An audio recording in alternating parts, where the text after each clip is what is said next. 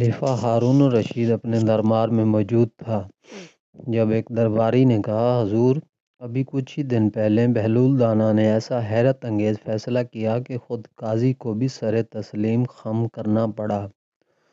ہارون الرشید نے دلچسپی سے پوچھا، ایسا کیا ہوا؟ پوری بات سناؤ۔ بہلول دانا ایک دن بازار سے گزر رہے تھے کہ انہوں نے دو کمزور اور غریب بچے روتے ہوئے دیکھے۔ وہ انتہائی غمزدہ تھے، فریاد کر رہے تھے، مگر کوئی ان کی بات سننے کو تیار نہ تھا۔ بہلول دانا کو بچوں پر رحم آیا، وہ ان کے قریب گئے، ان کے سر پر شفقت سے ہاتھ پھیرا اور نرم لہجے میں پوچھا، بیٹا، تم کیوں رو رہے ہو؟ کیا ہوا ہے؟ بڑا لڑکا سسکیاں لیتے ہوئے بولا، ہم یتیم ہیں، ہمارے والد حج پر گئے تھے مگر وہ کبھی واپس نہیں آئے۔ جانے سے پہلے انہوں نے اپنی ساری جمع پونجی 1000 اشرفیاں قاضی صاحب کے پاس بطور امانت رکھوا دی تھیں۔ ہمارے والد نے قاضی سے کہا تھا کہ اگر میں نہ لوٹوں تو یہ رقم میرے بچوں کو دے دینا، لیکن اب قاضی کہہ رہا ہے کہ وہ ہمیں صرف 100 اشرفیاں دے گا اور باقی خود رکھے گا۔ یہ سن کر بہلول دانا کے چہرے پر سنجیدگی چھا گئی۔ انہوں نے بچوں کو تسلی دی اور کہا، پریشان نہ ہو، میں تمہیں تمہارا پورا حق دلواؤں گا، میرے ساتھ چلو۔ بہلول دانا بچوں کو لے کر سیدھا قاضی کے دربار میں پہنچے، جہاں پہلے ہی کافی لوگ موجود تھے۔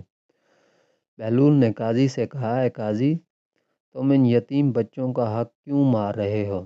ان کے والد نے تمہیں امانت دی تھی، تمہارا فرض ہے کہ پوری 1000 اشرفیاں انہیں واپس دو۔ قاضی نے مسکرا کر ٹھاٹھ سے جواب دیا، بہلول، تم یہ بات نہیں سمجھ رہے۔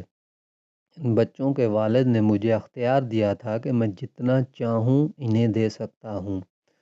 اب میں 100 اشرفیاں دے رہا ہوں لیکن یہ قبول نہیں کر رہے اور مجھے بدنام کر رہے ہیں۔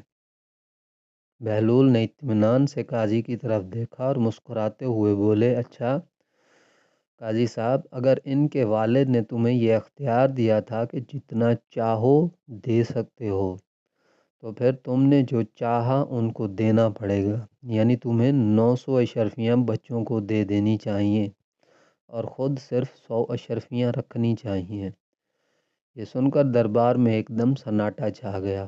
لوگ حیرت سے بہلول کو دیکھنے لگے۔ قاضی کا چہرہ پھک پڑ گیا، وہ لاجواب ہو چکا تھا۔ آخرکار شرمندگی کے عالم میں قاضی کو 900 اشرفیاں بچوں کو دینا پڑیں اور وہ خود صرف 100 اشرفیوں پر اکتفا کر سکا۔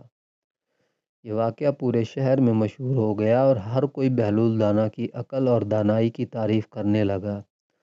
لوگوں نے سیکھا کہ انصاف کا مطلب محض طاقتور کی بات مان لینا نہیں، بلکہ سچائی اور دیانتداری کے ساتھ فیصلہ کرنا ہوتا ہے۔